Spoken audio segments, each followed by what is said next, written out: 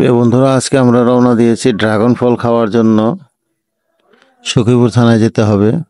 যাত্রা পথে বাঁশুলিয়া নামক স্থানে আমরা একটু যাত্রা বিরতি করলাম, একটু হাঁটতে থাকলাম। পরিবেশটা খুব ভালো লাগলো। সামনের ভদ্রলোকটি দেখেন, হঠাৎই এই দেখেন কোকটা মেরে দিছে। আরে বেচারা শুধু তাকিয়ে রইল যে কি করলো। সত্যি সত্যি লোকটি কোক খেয়ে ফেললো। ভাগ্যিস কোনো পিটুনি দেওয়া হয় নাই। যাই হোক, আমাদের সময় খুবই কম, আমাদের অনেক দূর যেতে হবে। আবার রওনা দিয়ে দিলাম। সামনে একটি ঝুঁকিপূর্ণ সরু সেতু আছে। এই সেতুটি বঙ্গবীর আব্দুল কাদের সিদ্দিকী বীরোত্তম তৈরি করেছিলেন। বেরবাড়ি বাজারে চলে আসলাম। আমাদের ড্রাগন ফল বাগানে যেতে হলে হাতের বাম দিকে যেতে হবে। এই রাস্তায় যেতে হঠাৎই চোখে পড়ল বিশাল এলাকা জুড়ে একটি পার্ক।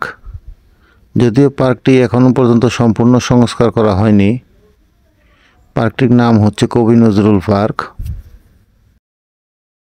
প্রথমেই দেখলাম জবা ফুলের ঘের করা বাগান, তারপরে বেশ কিছু নাম না জানা ফুল গাছ দেখলাম। খুব সুন্দর দেখতে, গাছগুলো ছোট ছোট।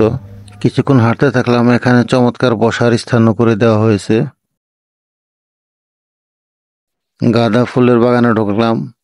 অজস্র গাছ, খুব সুন্দর। যদিও চৈত্র মাস, ফুলের পরিমাণটা কম, কিন্তু গাছের পরিমাণ অনেক।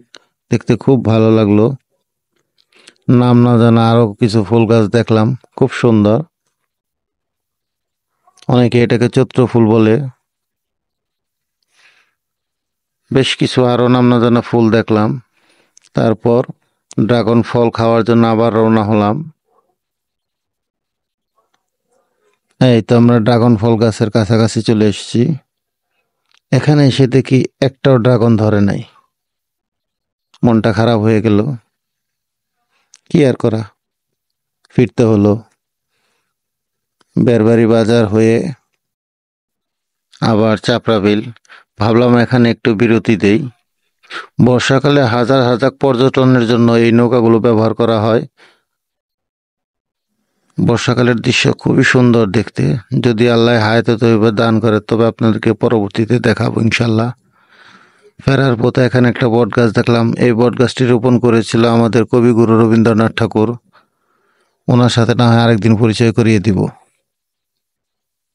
গাছটি বেশ ভালোই বড় হয়ে গেছে। ভিডিওটি কেমন লাগলো সকলেই জানাবেন।